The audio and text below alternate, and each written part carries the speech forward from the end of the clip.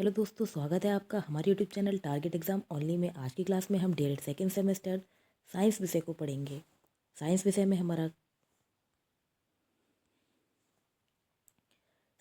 हमारा complete syllabus हो चुका है। इसमें हमारा कंप्लीट सिलेबस हो चुका है और हम अब राजन सीरीज़ को कर रहे हैं। इस राजन सीरीज़ में हम बहुविकल्पीय प्रश्नों को कर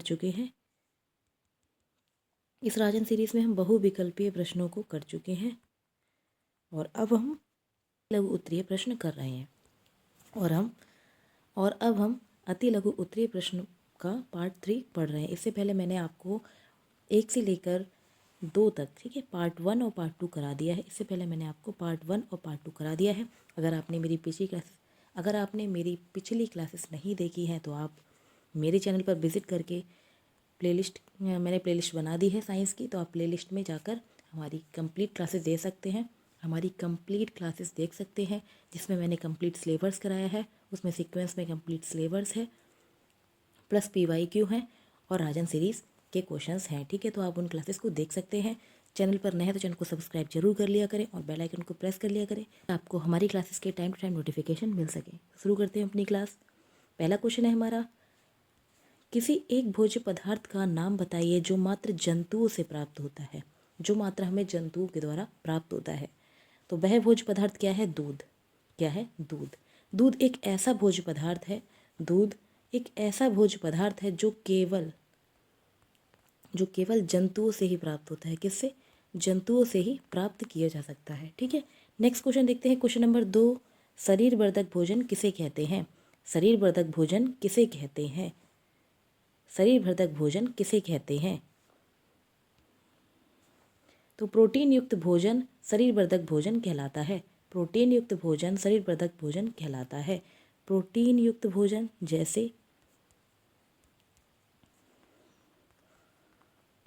जैसे दालें जो है वो प्रोटीन का बहुत अच्छा स्रोत है। जैसे सोयाबीन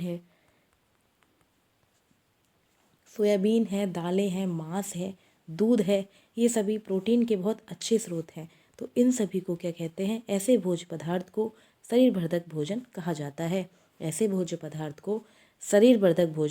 जाता है। नेक्स्ट क्वेश्चन देखते हैं। क्वेश्चन नंबर 3,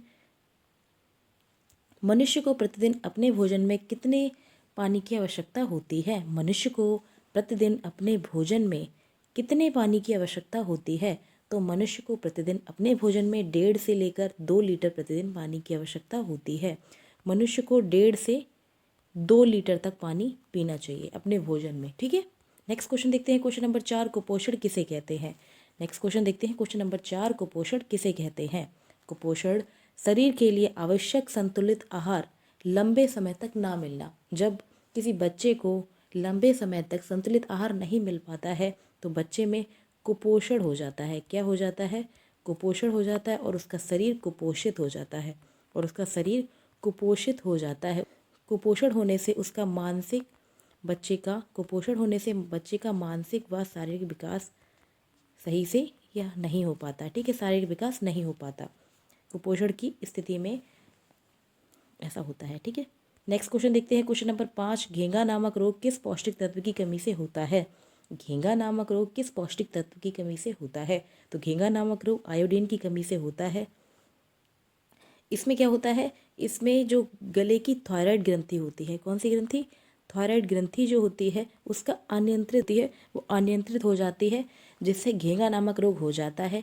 घेंगा को एक अन्य नाम से भी जानते हैं, इसको गलगंड भी कहते हैं, इसे गलगंड भी कहा जाता है। एग्जाम में पूछ लिया जाता है घेंगा को और किस नाम से जाना जाता है, तो घेंगा रोग को गलगंड के नाम से भी जाना जाता है। अब हम नेक्स्ट क्वेश्चन देखते हैं। क्वेश्चन नंबर 6, भोजन के परिरक्षण की कौन कौन सी विधियाँ हैं? भोजन के परिरक्षण यानी कि संरक्षण, ठीक है, उसको संरक्षित करने की कौन कौन सी विधियाँ, किस प्रकार से हम भोजन को संरक्षित या सुरक्षित कर सकते हैं, ठीक है, और लंबे समय तक उसका प्रयोग कर सकते हैं। तो इसकी प्रमुख विधियाँ निम्नलिखित हैं। पहली है अंतराल में उबालना और ठंडा करना, ठीक है, एक विधि है उबालना और ठंडा करना। नेक्स्ट विधि है सुखाकर। कुछ सूखे मेवे होते हैं, दालें होती हैं, इनको हम सुखाकर लंबे समय तक इनका प्रयोग कर सकते हैं, ठीक है। इसी प्रकार से नेक्स्ट है हमारा ठंडा करना, ठीक है। फिर है अचार तैयार करना। अचार के माध्यम से भी हम, जैसे कि आम खाद्य पदार्थ क्या हो गए, खाद्य पदार्थ हो गए आम, खाद्य पदार्थ आम है, मिर्च है, इन सब का अचार तैयार करके भी हम इनको लंबे समय तक स्टोर करके प्रयोग में ला सकते हैं। ठीक है, इसी प्रकार से नेक्स्ट है हमारा रसायनों के द्वारा। कई केमिकल पदार्थ ऐसे आते हैं जिनका प्रयोग करके हम खाद्य पदार्थों को बरसों तक, यानी कि काफ़ी बरसों तक हम उनका प्रयोग कर सकते हैं। इसी प्रकार से नेक्स्ट है हमारा डिब्बाबंदी करके सील। ठीक है, डिब्बे को सील करके वैसे भी हम खाद्य पदार्थ को सुरक्षित कर सकते हैं। ठीक है, अब हम नेक्स्ट क्वेश्चन देखते हैं। क्वेश्चन नंबर 7, कुछ प्रमुख संक्रामक रोगों के नाम बताइए। कुछ प्रमुख संक्रामक रोगों के नाम बताइए। ठीक है, इसके नाम से पहले हम देख लेते हैं कि संक्रामक रोग क्या होते हैं। तो संक्रामक रोग वो होते हैं जो एक व्यक्ति से दूसरे व्यक्ति में छुआछूत के माध्यम। ठीक है, अब हम प्रमुख संक्रामक रोग देख लेते हैं, जैसे हैजा है, टीबी है, खसरा है, टाइफाइड, डिप्थीरिया, पेचिश सुजाग, चेचक, कुकर खांसी, टिटेनस, ये सभी क्या है, ये सभी संक्रामक रोग होते हैं। ये सभी संक्रामक रोग होते हैं। इसमें क्या होता है, हैजा में क्या होता है, हैजा में दूषित पानी पीने से हैजा नामक रोग हो जाता है। प्रदूषित पानी, ठीक है, दूषित पानी पीने से या फिर गंदी जगह पे रहने से भी जो आस पड़ोस में मक्खियाँ और मच्छरों से फैलता है, हैजा नामक रोग हो जाता है। इसी प्रकार से टाइफाइड है। ठीक है, और ठीक है, नेक्स्ट देखते हैं। नेक्स्ट क्वेश्चन है क्वेश्चन नंबर 8, शारीरिक व्युत्क्रम के। अब हम नेक्स्ट क्वेश्चन देखते हैं, क्वेश्चन नंबर 8, शारीरिक व्युत्क्रम किसके कारण होता है। शारीरिक व्युत्क्रम किसके कारण होता है, तो हम इसका आंसर देख लेते हैं। दूषित भोजन और दूषित वातावरण, दूषित या प्रदूषित भोजन तथा प्रदूषित वातावरण तथा सूक्ष्म जीवों के प्रकोप से शारीरिक व्युत्क्रम हो जाता है। क्या होता है, शारीरिक व्युत्क्रम हो जाता है। ठीक है, दूषित भोजन करने से और जब दूषित वातावरण में आप रहेंगे तो बहुत सारे रोग जो होंगे वो आप पर क्या करेंगे, हमला बोल देंगे। ठीक है, तो इससे क्या होगा, शारीरिक व्युत्क्रम होगा। ठीक है, अब हम नेक्स्ट क्वेश्चन देखते हैं। क्वेश्चन नंबर 9, संक्रामक रोग किसे कहते हैं। संक्रामक रोग किसे कहते हैं, आंसर देख लेते हैं। संक्रामक रोग ऐसे रोग हैं जो किसी एक व्यक्ति से दूसरे व्यक्ति तक प्रत्यक्ष यानी कि डायरेक्ट और इनडायरेक्ट फॉर्म में पहुंच जाते हैं। क्या होता है, प्रत्यक्ष तथा अप्रत्यक्ष रूप से पहुंच जाते हैं, संक्रामक रोग कहलाते हैं। संक्रामक रोग में क्या होता है, इसमें एक व्यक्ति द्वारा दूसरे व्यक्ति तक वायु के माध्यम से, ठीक है, वायु के माध्यम से छूकर यानी कि स्पर्श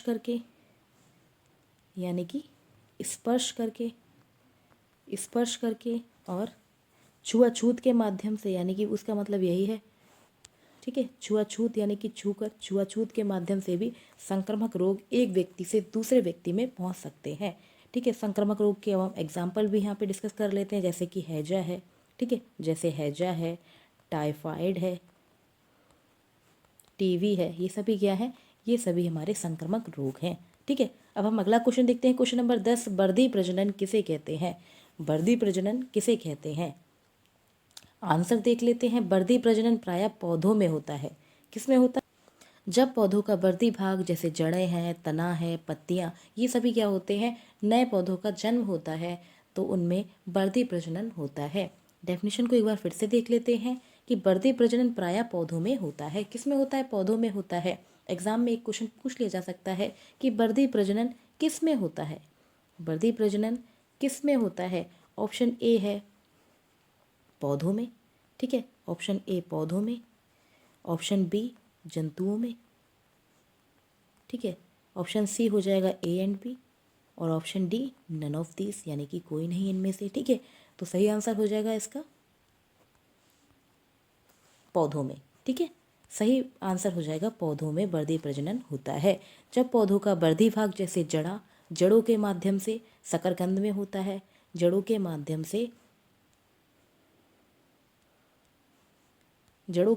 से शकरकंद में क्या होता है, वर्धी प्रजनन होता है। इसी प्रकार से तना आलू, ठीक है, आलू में तना के माध्यम से वर्धी प्रजनन होता है। एग्जाम में क्वेश्चन पूछ लिया जाए कि आपसे कि जड़ों के द्वारा किस में वर्धी प्रजनन होता है, तो जड़ों के द्वारा शकरकंद में प्रजनन होता है वर्धी। ठीक है, जड़ों के द्वारा शकरकंद में वर्धी प्रजनन होता है। इसी प्रकार से तना के द्वारा आलू में वर्धी प्रजनन होता है। तना के द्वारा आलू में वर्धी प्रजनन होता है। तो ये आप याद जरूर रखें। एग्जाम में क्वेश्चन पूछ लिए जाते हैं, बहुविकल्पीय टाइप और अति लघु उत्तरीय प्रश्नों में पूछ लिए जाते हैं इस प्रकार के क्वेश्चन। ठीक है, अब हम नेक्स्ट क्वेश्चन देखते हैं। क्वेश्चन नंबर 11, संचारी रोग किसे कहते हैं? संचारी रोग किसे कहते हैं? आंसर देखते हैं, वह सभी रोग जिनमें तात्कालिक कारक सूक्ष्म जीव होते हैं। वह सभी रोग जिनमें तात्कालिक कारक सूक्ष्म रोग होते हैं, यानी कि सूक्ष्म जीव होते हैं, यानी कि बैक्टीरिया होते हैं। सूक्ष्म जीव जैसे बैक्टीरिया होते हैं तथा ये एक दूसरे मनुष्य तथा छुआछूत के माध्यम से फैलते हैं। क्या कहलाते हैं? संचारी रोग कहलाते हैं। ये हमारे संक्रामक रोग के 2 प्रकार होते हैं। नेक्स्ट क्वेश्चन में हम एक बार फिर से देखते हैं कि वह सभी रोग जिनमें तात्कालिक कारक जैसे सूक्ष्म जीव होते हैं तथा ये रोग एक व्यक्ति से दूसरे व्यक्ति में छुआछूत के माध्यम से पहुंच जाते हैं, यानी कि फैलते हैं, तो इन्हें संचारी रोग कहा जाता है। इन्हें संचारी रोग कहा जाता है। अब हम नेक्स्ट क्वेश्चन देखते हैं। क्वेश्चन नंबर 12, संक्रामक रोग कितने प्रकार के होते हैं? संक्रामक रोग कितने प्रकार के होते हैं? तो संक्रामक रोग 2 प्रकार के होते हैं। पहला है सांसर्गिक रोग, दूसरा है संचारी रोग। पहला है सांसर्गिक रोग और दूसरा है संचारी रोग। ये दोनों किस प्रकार से होते हैं? जिस प्रकार से संक्रामक रोग में एक व्यक्ति द्वारा दूसरे व्यक्ति, ठीक है, दूसरे व्यक्ति में बैक्टीरिया या फिर छुआछूत के माध्यम से जब बीमारी पहुंच जाती है, ठीक है, तो क्या होता है? वह संक्रामक रोग कहलाता है। ये 2 प्रकार के होते हैं, सांसर्गिक और संचारी रोग। अब हम नेक्स्ट देखते हैं। नेक्स्ट क्वेश्चन है क्वेश्चन नंबर 13, परमाणु का आवेश क्या है? परमाणु पर आवेश क्या होता है? तो परमाणु पर आवेश शून्य होता है। क्या होता है? शून्य होता है। मैंने आपको अपने लेक्चर में बताया है, मैंने आपको अपने क्लास में बताया है कि उसमें मैंने परमाणु बनाया था। ठीक है, आज हम परमाणु का निर्माण कर लेते हैं। ये क्या है? ये कक्षाएं हैं जिसमें इलेक्ट्रॉन घूमते हैं। ठीक है, जिसमें इलेक्ट्रॉन घूमते हैं, इसमें इलेक्ट्रॉन घूमते हैं और इसके केंद्र में क्या होता है? इसके केंद्र में न्यूट्रॉन और प्रोटॉन उपस्थित होते हैं। क्या होते हैं? न्यूट्रॉन और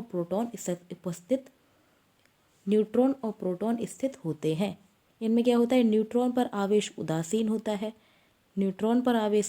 होता है, जबकि प्रोटॉन पर आवेश जो होता है वो धनात्मक होता है। क्या होता है? धनात्मक होता है। और इनकी जो बाहर की कक्षाएं हैं, इनमें इलेक्ट्रॉन घूमते हैं जिसमें ऋणावेश होता है। क्या होता है? ऋणावेश उपस्थित होता है। तो इसमें यही क्वेश्चन पूछा गया है कि परमाणु का आवेश क्या होता है। तो परमाणु पे इलेक्ट्रॉन पर आवेश ऋणात्मक होता है और प्रोटॉन पर आवेश क्या होता है? धनात्मक होता है। इसमें क्या बताया? इसमें बताया गया है कि परमाणु द्रव्यमान क्या होता है? परमाणु द्रव्यमान बराबर होता है कार्बन परमाणु के 1/12 अर्थात 1.6603 गुणा 10⁻27 किग्रा यानी कि किलोग्राम के तुल्य होता है। परमाणु द्रव्यमान क्या होता है? अगर आपको एग्जाम में क्वेश्चन पूछ लिया जाए कि परमाणु द्रव्यमान संख्या क्या होती है, तो आप उसका आंसर दे सकते हैं कि 1.6603 गुणा 10⁻27 किलोग्राम को क्या कहते हैं? परमाणु द्रव्यमान संख्या कहा जाता है। अब हम नेक्स्ट क्वेश्चन देखते हैं। क्वेश्चन नंबर 17, संयोजकता किसे कहते हैं? संयोजकता किसे कहते हैं? किसी तत्व के परमाणु में बाह्यतम कोश यानी कि कक्षा में उपस्थित इलेक्ट्रॉनों की संख्या को उस तत्व की संयोजकता कहते हैं। डेफिनेशन को एक बार फिर से देखते हैं कि किसी तत्व के परमाणु यानी कि ये हमारा नाभिक हो गया, इसमें परमाणु, ठीक है, ये इसके क्या हो गई? कक्षाएं हो गई।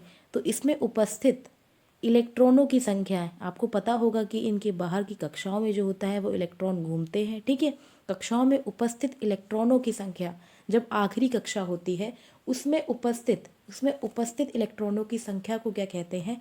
संयोजकता कहते हैं। जैसे फॉर एग्जाम्पल के लिए सोडियम, ठीक है, सोडियम का परमाणु क्रमांक होता है 11। ठीक है, एक कक्षा में 2 रह सकते हैं, 8 रह सकते हैं और 1। तो इसका जो लास्ट कक्षा में कितना है? 1 इलेक्ट्रॉन है। इसी इलेक्ट्रॉन को क्या कहते हैं? इसकी संयोजकता कहते हैं। इसी इलेक्ट्रॉन को इसकी संयोजकता कहा जाता है, यानी कि बैलेंसी कहा जाता है। क्या कहा जाता है? बैलेंसी कहा जाता है। अब हम नेक्स्ट क्वेश्चन देखते हैं, क्वेश्चन नंबर 18। यौगिक किसे कहते हैं? यौगिक किसे कहते हैं? तो दो या दो से अधिक तत्वों को किसी निश्चित अनुपात में संयोग करके एक नया पदार्थ बनाया जाता है, यौगिक कहते हैं। इसे यौगिक कहते हैं। डेफिनेशन को एक बार फिर से देखते हैं कि दो या दो से अधिक पदार्थों को एक निश्चित अनुपात में मिलाने पर एक नया पदार्थ बनता है। जैसे कि यौगिक कैसे बनता है? जब हमने हाइड्रोजन का परमाणु लिया और ऑक्सीजन के परमाणु के बीच संयोग कराया, तब एक नया पदार्थ बना H2O। क्या बना? H2O, यानी कि जल। क्या बना? जल। तो इसी को क्या कहते हैं? यौगिक, यानी कि कंपाउंड कहते हैं।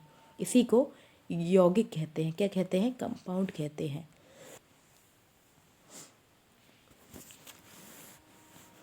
अब हम नेक्स्ट क्वेश्चन देखते हैं, क्वेश्चन नंबर 19। मिश्रण किसे कहते हैं? मिश्रण किसे कहते हैं?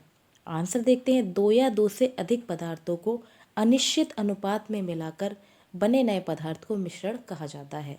ठीक है, एक डेफिनेशन और देखते हैं।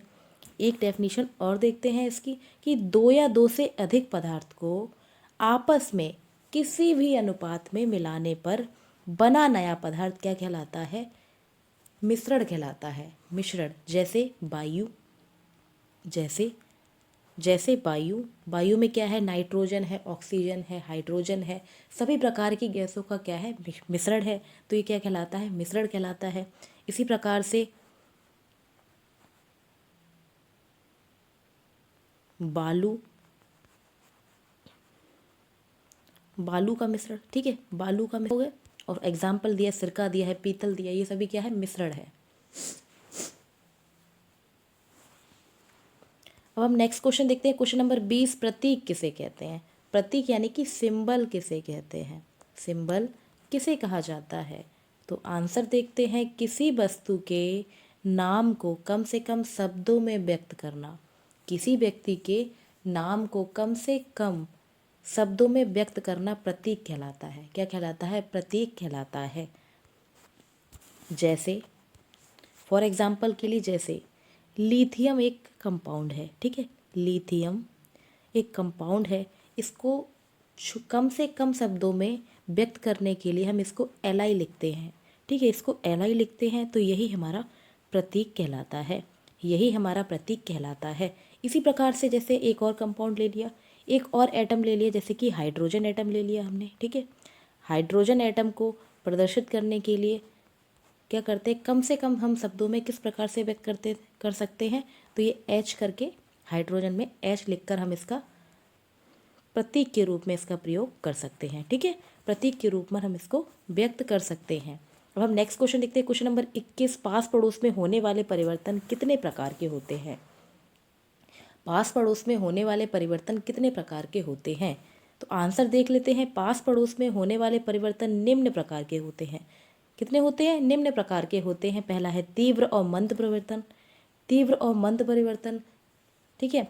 अगला है हमारा, नेक्स्ट है अनुकूल और प्रतिकूल परिवर्तन। क्या है? अनुकूल और प्रतिकूल परिवर्तन, ये निम्न प्रकार के होते हैं, ठीक है। तीसरा है हमारा नियमित तथा अनियमित परिवर्तन। तीसरा है हमारा नियमित तथा अनियमित परिवर्तन। अब हम नेक्स्ट देखते हैं, नेक्स्ट है हमारा चौथा, ठीक है, प्रत्यावर्ती परिवर्तन और अप्रत्यावर्ती परिवर्तन। पांचवा परिवर्तन है भौतिक और रासायनिक परिवर्तन। क्या है? भौतिक और रासायनिक परिवर्तन। छठा है हमारा नियंत्रित व अनियंत्रित परिवर्तन और हमारा सातवां है कृत्रिम परिवर्तन। तो ये थे हमारे परिवर्तन। परिवर्तन निम्नलिखित प्रकार के होते हैं। हमारे पास पड़ोस में बहुत सारे परिवर्तन होते हैं, जैसे तीव्र मंद परिवर्तन, अनुकूल प्रतिकूल परिवर्तन, नियमित अनियमित परिवर्तन, प्रत्यावर्ती अप्रत्यावर्ती परिवर्तन और भौतिक रासायनिक और नियंत्रित व अनियंत्रित परिवर्तन, ठीक है। अब हम नेक्स्ट देखते हैं, नेक्स्ट क्वेश्चन है क्वेश्चन नंबर 22। मिट्टी पलट हल किस प्रकार का गुंड काटता है? मिट्टी पलट हल जो होता है वो किस प्रकार का गुंड काटता है? ये आप देख सकते हैं कितना इंपॉर्टेंट है, ठीक है। तो ये आयताकार कुंड को काटता है। एग्जाम में ये क्वेश्चन पूछ लिया जाए 2015 में तो आया ही हुआ है, और आपके भी सेट में आता है। तो क्वेश्चन पूछ लिया जाए कि मिट्टी पलट हल किस प्रकार का कुंड काटता है? तो इसका आप सही आंसर लिखेंगे, ये आयताकार कुंड को काटता है। आयता की जिसकी जो शेप हो वो आयताकार हो, कुंड कैसा हो? आयताकार हो। आयताकार की शेप तो आपको पता ही होगी, ठीक है, आयताकार को काटता है। हम नेक्स्ट देखते हैं। नेक्स्ट क्वेश्चन है क्वेश्चन नंबर 23, ईंधन को परिभाषित कीजिए। ईंधन को परिभाषित कीजिए। आंसर देखते हैं। ईंधन क्या है? ज्वलनशील पदार्थ है। ईंधन ज्वलनशील पदार्थ है जिसका उपयोग ऊष्मा प्राप्त करने हेतु किया जाता है। क्या किया जाता है? इसका प्रयोग ऊष्मा प्राप्त करने हेतु किया जाता है। ईंधन निम्नलिखित प्रकार के यानी कि 3 प्रकार के होते हैं। निम्नलिखित 3 प्रकार के होते हैं। किस अवस्था में? पहली अवस्था है ठोस अवस्था। ठोस अवस्था जैसे कि कोयला हो गया, ठीक है, जैसे कोयला हो गया। यहाँ ईंधन नहीं, यहाँ पर द्रव अवस्था आएगा। क्या आएगा? यहाँ पर आएगा द्रव अवस्था। दूसरा है द्रव अवस्था। द्रव अवस्था में क्या होगा? द्रव अवस्था में जैसे कि केरोसिन, मिट्टी का तेल। और गैस अवस्था में जैसे एलपीजी गैस, ठीक है। तो ईंधन क्या होते हैं? ये ज्वलनशील होते हैं और इनमें क्या होता है? इनसे हमें ऊष्मा प्राप्त होती है। इनसे हमें ऊष्मा प्राप्त होती है, ठीक है। ये 3 अवस्थाओं में होते हैं। ठोस अवस्था में ये कोयला के रूप में होते हैं। ठोस अवस्था में ये कोयला के रूप में होते हैं। द्रव अवस्था में ये केरोसिन, मिट्टी का तेल में होते हैं, ठीक है, मिट्टी के तेल के रूप में होते हैं। और थर्ड है हमारा गैसीय ईंधन जैसे कि एलपीजी है, ठीक है। देखते हैं क्वेश्चन नंबर 24, प्रकाश संश्लेषण की क्रिया को दर्शाने हेतु केवल रासायनिक समीकरण को बताइए। ये आप देख सकते हैं, ये 2015 में आया एक इम्पॉर्टेंट क्वेश्चन है। क्या है? इम्पॉर्टेंट क्वेश्चन है। आंसर देख लेते हैं। अब हम देखेंगे प्रकाश संश्लेषण की क्रिया। जब कार्बन डाइऑक्साइड CO2 क्या होता है? कार्बन डाइऑक्साइड CO2 क्या होता है? कार्बन डाइऑक्साइड की अभिक्रिया H2 यानी कि जल से कराई जाती है। किससे कराई जाती है? जल से कराई जाती है। तब C6H12O6 क्या बनता है? C6H12O6 यानी कि ग्लूकोज और जल और ऑक्सीजन गैस जो होती है वो मुक्त होती है। क्या होती है? ऑक्सीजन गैस मुक्त होती है। यह अभिक्रिया एग्जाम में क्वेश्चन पूछ लिया जाता है कि यह अभिक्रिया किसकी उपस्थिति में होती है? तो यह प्रकाश यानी कि सूर्य के प्रकाश की उपस्थिति में कराई जाती है तथा इसमें हरित लवक यानी कि पर्णहरिम, ठीक है, क्लोरोफिल का प्रयोग किया जाता है। क्लोरोफिल की उपस्थिति में, क्लोरोफिल व सूर्य के प्रकाश की उपस्थिति में जब हम कार्बन डाइऑक्साइड की अभिक्रिया जल से कराते हैं तब ग्लूकोज, जल और O2 गैस मुक्त होती है। क्या होती है? O2 गैस मुक्त होती है। हम अगला क्वेश्चन देखते हैं। क्वेश्चन नंबर 25, जांघ की अस्थि का नाम क्या है? जांघ की अस्थि का नाम क्या है? जांघ की अस्थि का नाम क्या होता है? फीमर होता है। फीमर यह सबसे लंबी हड्डी होती है। क्या होती है? सबसे लंबी हड्डी कौन सी होती है?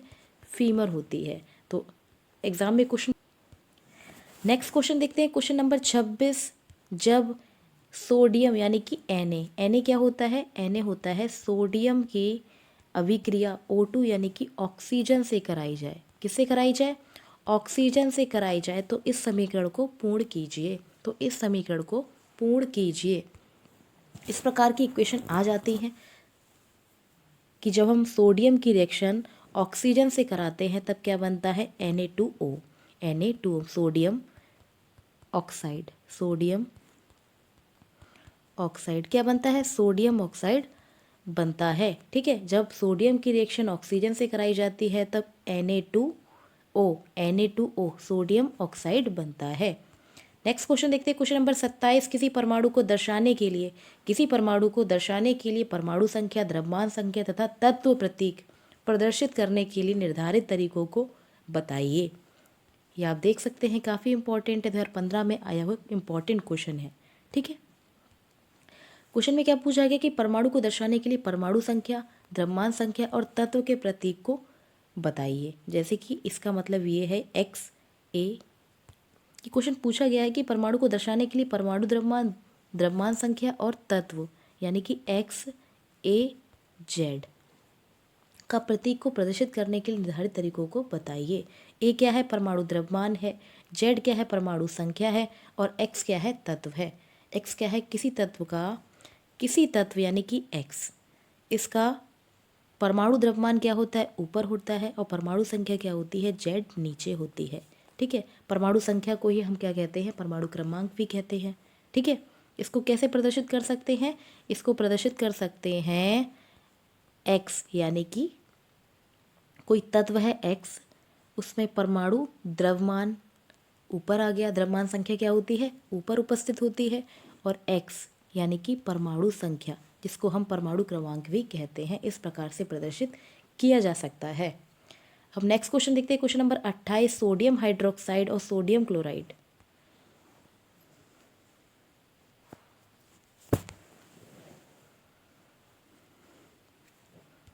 सोडियम हाइड्रोक्साइड तथा हाइड्रोक्लोरिक अम्ल के साथ अभिक्रिया रासायनिक समीकरण लिखिए। इसमें क्या बताया गया है क्वेश्चन में कि जब सोडियम हाइड्रोक्साइड की रिएक्शन हाइड्रोक्लोरिक अम्ल के साथ कराई जाती है तब क्या बनता है। जब सोडियम हाइड्रोक्साइड NaOH की रिएक्शन HCl यानी कि सोडियम या HCl यानी कि हाइड्रोक्लोरिक अम्ल के साथ कराई जाती है तब NaCl यानी कि सोडियम क्लोराइड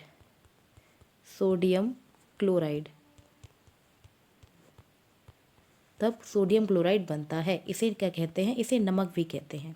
जो खाने में हम प्रयोग करते हैं उसको हम NaCl ही कहते हैं, ठीक है। और क्या बनता है? और जल बनता है, और जल का निर्माण होता है। नेक्स्ट क्वेश्चन देखते हैं, क्वेश्चन नंबर 29, तीव्र परिवर्तन किसे कहते हैं? तीव्र परिवर्तन किसे कहते हैं? ये क्वेश्चन इंपॉर्टेंट है। तीव्र परिवर्तन से होने वाले परिवर्तन को, जो तीव्र गति से होते हैं, वो परिवर्तन क्या कहलाते हैं? तीव्र परिवर्तन कहलाते हैं। उदाहरण के लिए माचिस की तीली को जलाना। माचिस की तीली को जलाने पर क्या होता है? वो तीव्र गति से जल जाती है, तो उससे कौन सा परिवर्तन कहते हैं? उसे तीव्र परिवर्तन कहा जाता है। इसी प्रकार से नेक्स्ट है रसोई गैस का जलना। जब हम गैस में लेटर लगाते हैं तो वो तुरंत जल जाता है, तो क्या होता है? वो तीव्र परिवर्तन होता है। नेक्स्ट है गुब्बारे का फूलना व फटना। गुब्बारे में हवा भरने पर क्या होता है? वो तीव्र परिवर्तन से फूल जाता है, और तीव्र परिवर्तन अगर उसमें पिन चुबो दें हम तो क्या होता है? वो फट जाता है। तो ये क्या हो गए? तीव्र परिवर्तन के क्या हो गए? उदाहरण हो गए। ठीक है, नेक्स्ट क्वेश्चन देखते हैं, क्वेश्चन नंबर 30, बाष्पन किसे कहते हैं? बाष्पन किसे कहते हैं? ये भी काफ़ी इंपॉर्टेंट क्वेश्चन है। जब पृथ्वी से जल गर्म होकर बाष्प के रूप में ऊपर की ओर उड़ जाता है। जब क्या होता है? पृथ्वी से जो जल होता है वो गर्म होकर बाष्प के रूप में ऊपर की ओर उड़ जाता है, तो इसे क्या कहते हैं? बाष्पन की क्रिया कहा जाता है। जब क्या होता है? पृथ्वी पर जो जल उपस्थित होता है वो गर्म होकर बाष्प बन के उड़ जाता है, तो किस फॉर्म में आ जाता है? बादल की फॉर्म में आ जाता है। ठीक है, इससे क्या होता है? बारिश होती है। तो इसमें इस क्रिया को क्या कहते हैं? इस क्रिया को कहते हैं बाष्पन की क्रिया कहा जाता है। तो ये थी हमारी DLED सेकेंड सेमेस्टर की अति लघु उत्तरीय प्रश्न की क्लास। ये हमारे राजन सीरीज़ का पार्ट 3 है। राजन सीरीज़ का ये पार्ट 3 है। एक लास्ट पार्ट और बचा है अति लघु का, उसके बाद हम लघु उत्तरीय प्रश्नों को करेंगे। अगर आपने मेरी क्लासेस नहीं देखी हैं तो हमारे चैनल टारगेट एग्ज़ाम ओनली पर विजिट करके आप सारी प्लेलिस्ट बना दी है। टारगेट एग्ज़ाम ओनली 2024 क्लासेस से मैंने आपको प्लेलिस्ट बना दी है। आप सभी प्लेलिस्ट को जाकर देख सकते हैं। ठीक है, और अपने दोस्तों में शेयर ज़रूर कर दिया करें, जिससे ज़्यादा से ज़्यादा बच्चों को इस फ्री क्लास का लाभ मिल सके। क्लास अच्छी लगे तो लाइक करें, शेयर करें और सब्सक्राइब करें। Thank you.